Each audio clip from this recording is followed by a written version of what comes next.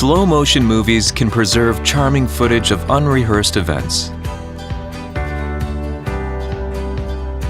Recording slow motion movies with Z50 is a snap.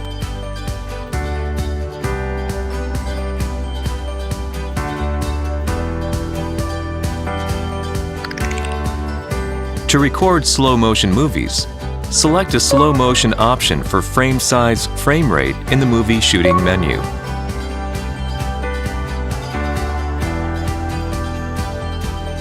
Any of these three options can be used for slow motion movie recording.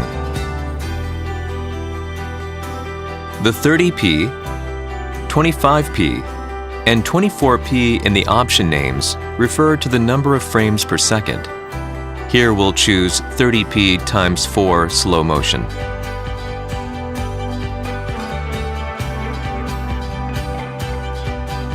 Select Movie Mode and press the Movie Record button to start recording.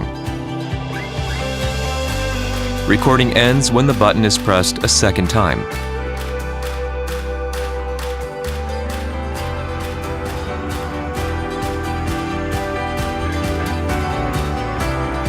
We've recorded a movie that plays back at 1/4 speed.